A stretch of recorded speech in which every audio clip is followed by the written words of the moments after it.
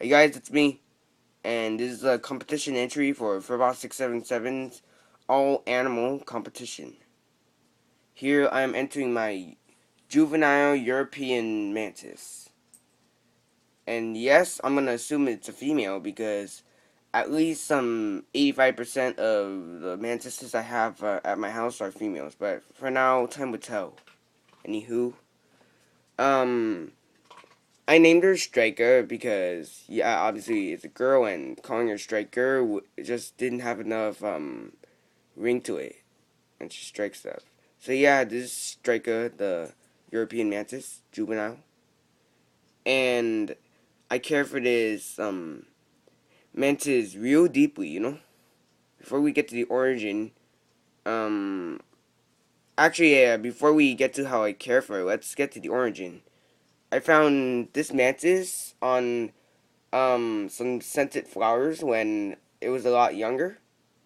And the reason it was a lot younger is because when I caught it, it was at least a half an inch, and then after and then she's reached 2 months after 2 months already. So yep, I guess you could say I caught this in April. Quality is kind of bad. Let's see if I can do something.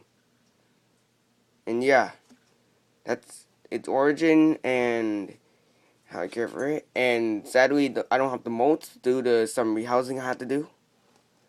Anywho, let's get on to how I care for it deeply. Well, as you can see, it's a very healthy mantis, because I've cared for this deeply a lot.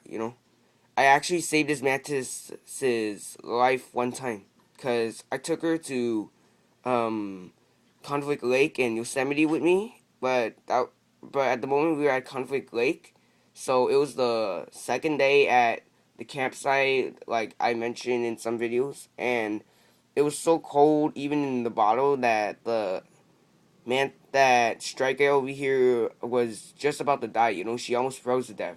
So I thought fast. I took her out and I started breathing hot air on her like this. After about the 20th, she finally clinged to me and woke up. So yeah, that was a really that was a really touching moment over here that I had with my mantis. I feed her every day, usually flies, because for some reason she won't take mealworms. Maybe it's because they're too big.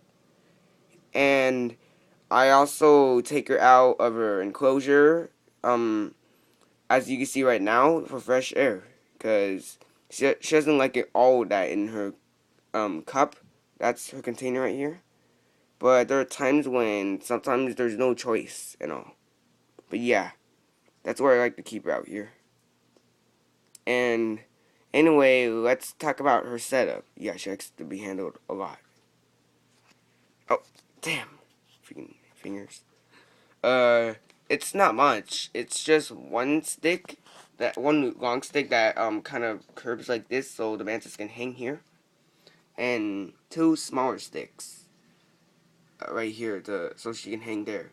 And the substrate is 5 inch. No, that's too much. 3 inches of potting soil and sand. Cause if she were to fall, I need some sort of substrate to cushion her fall. And yep, here's her lid. It's got an air hole right here, but I still take her out anyways. Yeah, she's very sweet. Mm. She's even trustworthy enough to stay still while I go and catch flies. Can you believe that? Wow. Okay, so to recap, I feed her every day flies. Her setup is one long stick, two small sticks, and a substrate of potting soil and sand. The origin for her is that I found her on some long scented flowers when she was a lot smaller, and then she's reached 2 months. And finally, I cared for this mantis deeply, and I saved her life. That's the recap. Okay, I'll be seeing you guys later. Say goodbye, Mandy. Fine, staring contest. Let's go.